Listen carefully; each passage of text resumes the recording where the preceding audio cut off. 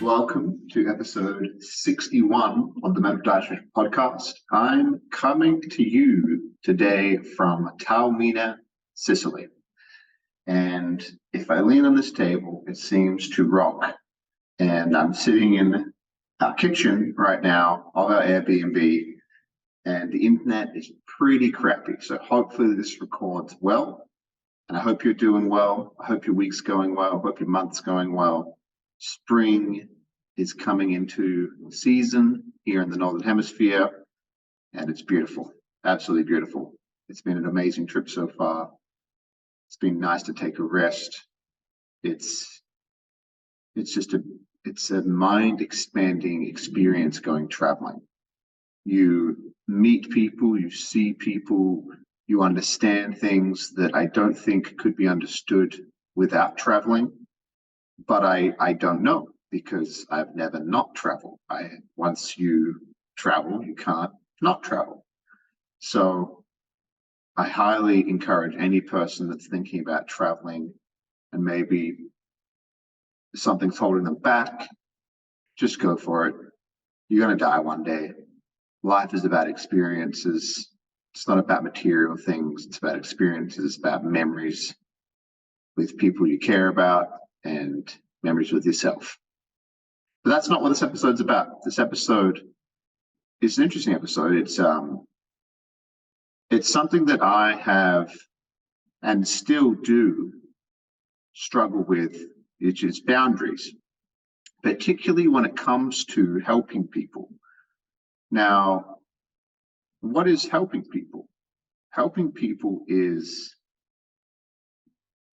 interesting because helping people could come in many different forms. And a lot of people think that helping somebody is doing some kind of behavior or acting in a certain way, but it ends up actually hurting that person. So for example, if I'm walking along in the garden out there and I see this cocoon, right? And I see that a butterfly is trying to break out of this cocoon.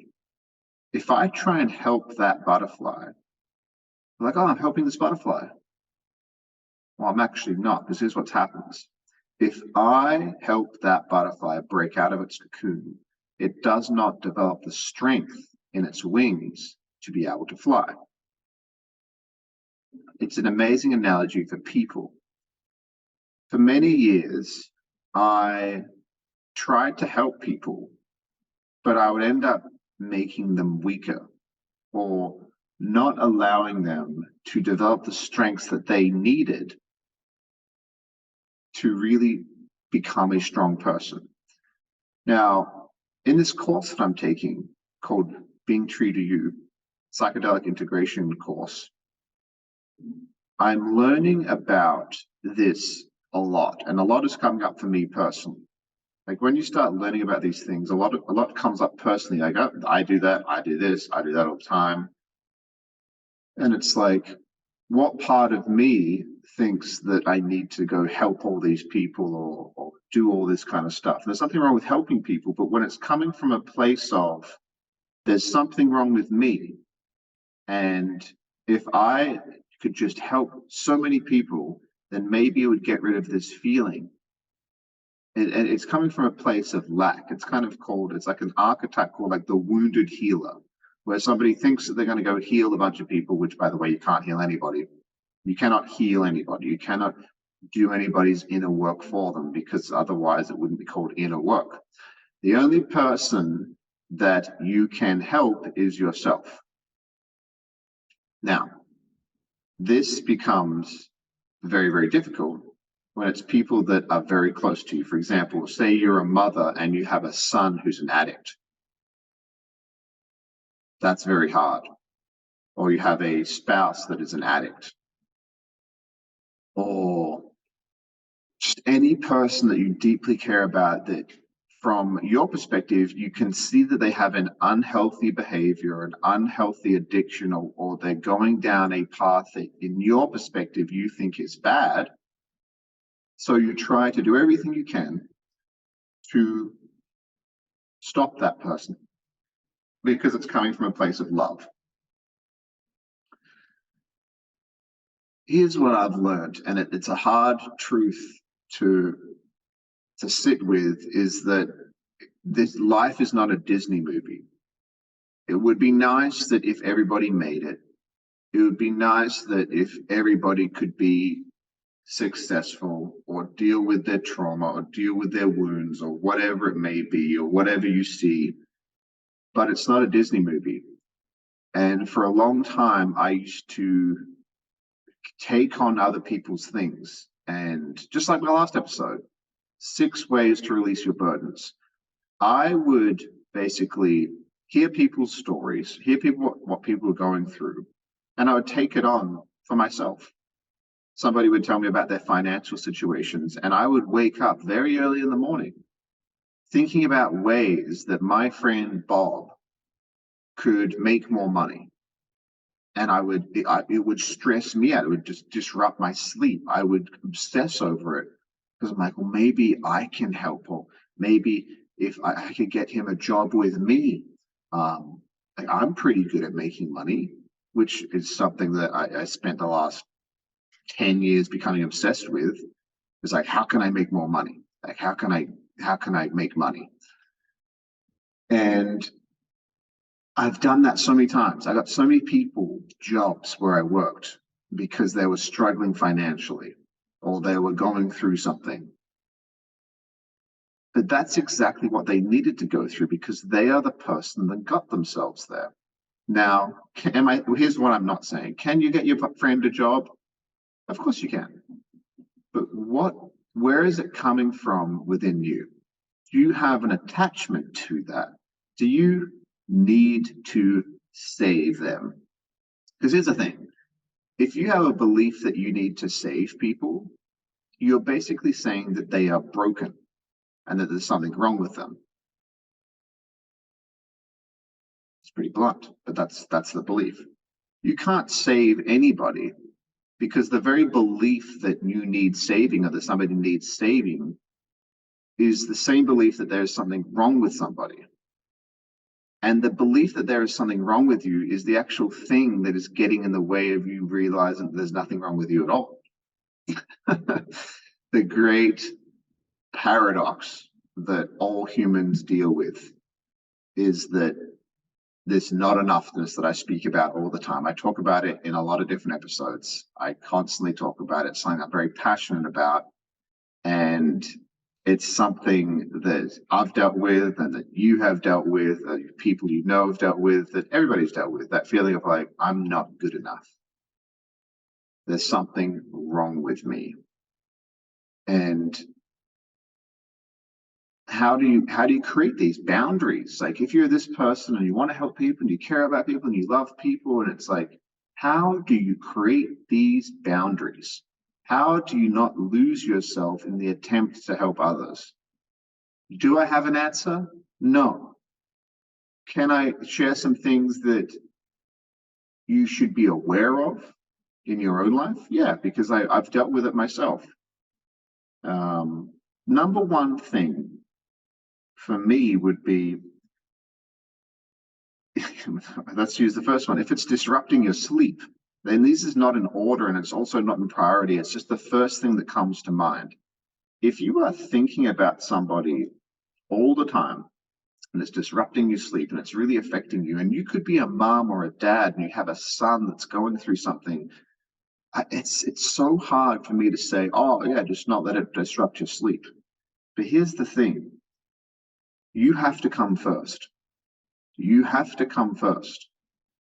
Because if your cup is empty, it's very hard to be there in an emotionally strong and supportive way for that person that's maybe going through something hard, if you have also jumped into the boat with them. I heard this story recently of this mother who had an addicted child. And she was sharing a story, and she was sharing all the ways that she had tried to save him. And even when he was in the midst of his addiction, she was still trying to save him with not wanting anybody to know about what he was going through. And it's a way to protect him the motherly protection.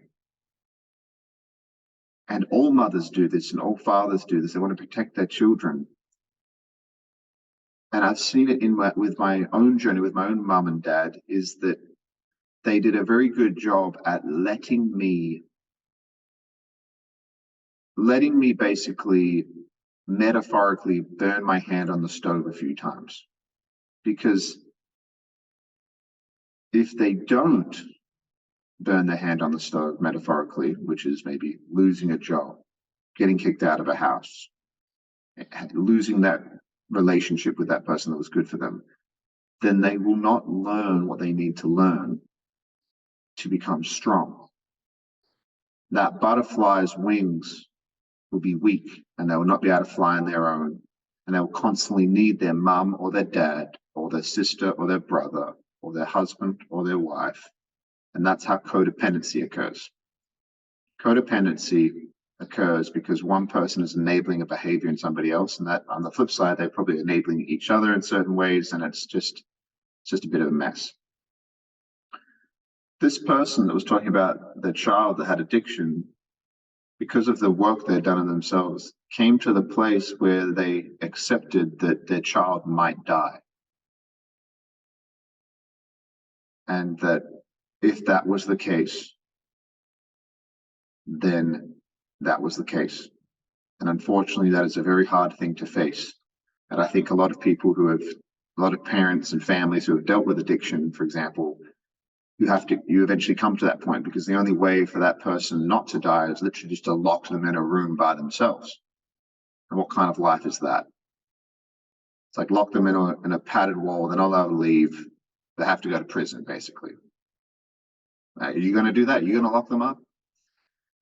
No. So these boundaries that need to be created, it's like you can love people and care about people, but also not lose yourself in the process.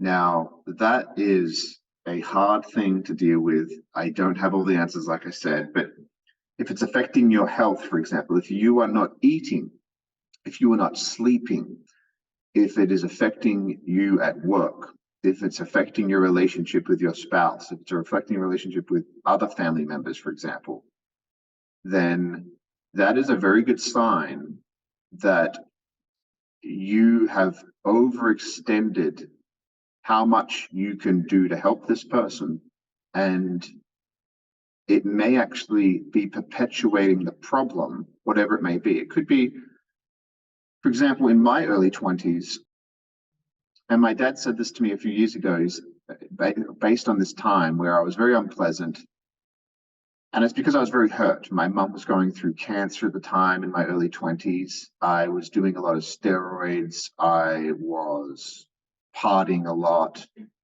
I was sleeping around with a lot of different women. I never committed to a relationship with any of them. I was just like very lost. And I thought I wasn't. I portrayed this image that I was crushing it. I had an amazing body. I looked insane, but on the inside, I was hurting a lot. And I started treating people like my dad in a very poor way. And he said something to me a couple of years ago. He's like, I loved you and I always did love you, but I didn't like you. I remember hearing that, and it hit me, and I understood exactly what he meant, that the love was always there. I could always come to him when the world came crashing down, but he had to leave me. And him loving me was leaving me to deal with all this shit that I was dealing with, and to come to the answers on my own, and to realize that for all these external seeking, whether it was trying to look a certain way externally, selling drugs, trying to be cool, the hollowness of trying to seek out casual sex all the time, and then the reaction and how strongly I would emotionally react when anybody asked me any question about it. I had to go through all of that to become who I am today.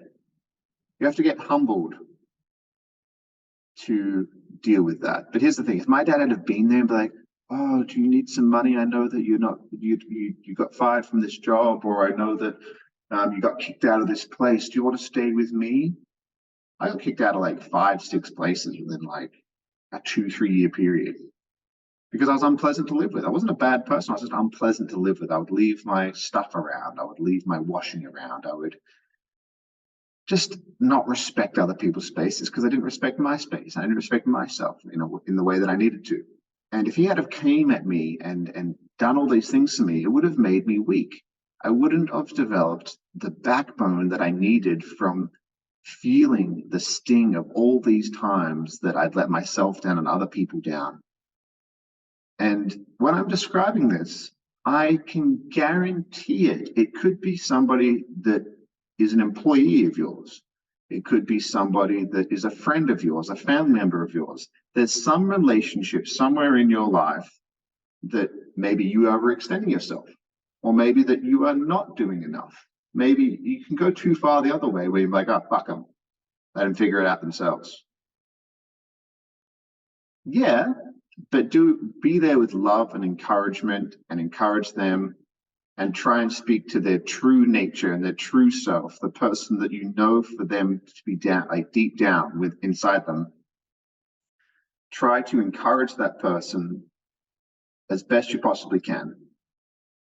But this boundary thing is so important because if you don't get it right, you could spend years and years and years, like I did, trying to save people, trying to help people, and some people are just not ready yet.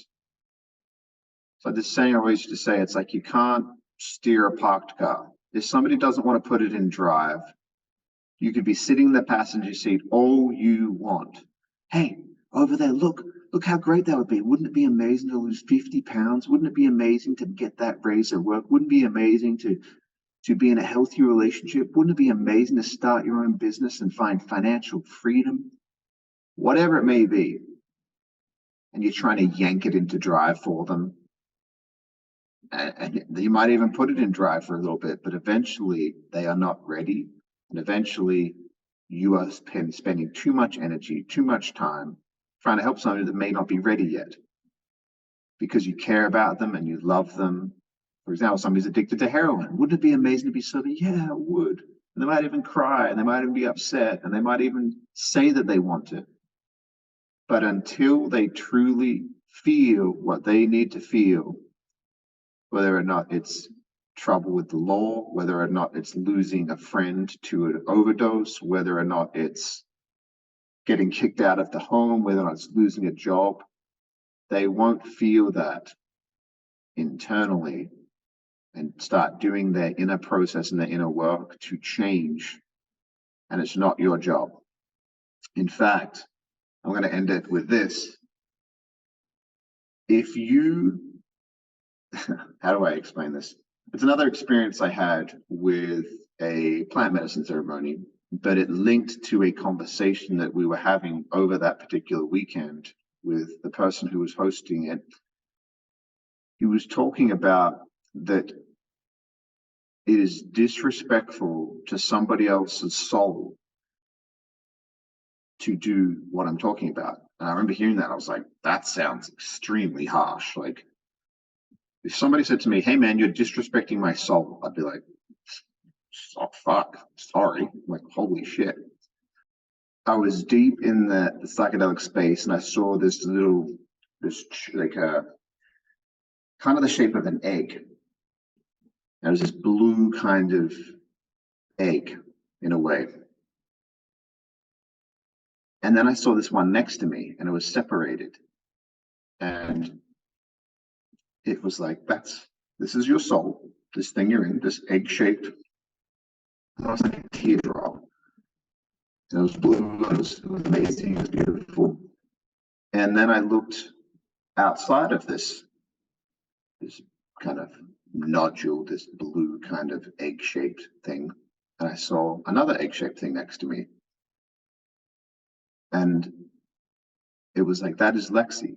That is Lexi's soul. And by you trying to do whatever you think that she needs to do in her path or her process of whatever she needs to do, you are disrespecting her soul's journey and why she was born and why she's here. do you understand? I was like, I think so. And then it zoomed out. I saw like a sea of it, billions of these little blue things as far as the eye could stretch in every direction. And I saw these ones, I could hear this screaming. And I was like, what is that? It's like, that is a 7-year-old Bangladeshi girl who's dying of starvation. I was like, what the fuck? Like, what can I do? Like, nothing. That's her soul's journey to learn what it's like to be here in this reality. And when she dies in this way, she will go back to the ocean where you all came from. And then she'll come back and experience your life one day, just like you'll experience her life. So you understand and can be more compassionate. Like, whoa. And even sharing this, I know that it might be confronting to hear that, and you might get triggered hearing that. But that is my experience. And that is something that I experienced. And maybe that there's something that you can learn from me sharing this about boundaries and about how you can love and be compassionate and care about people. But if people are struggling, maybe that's exactly what they need to go through. So don't clip people's wings. Don't cut people out of the cocoon. It's not your job.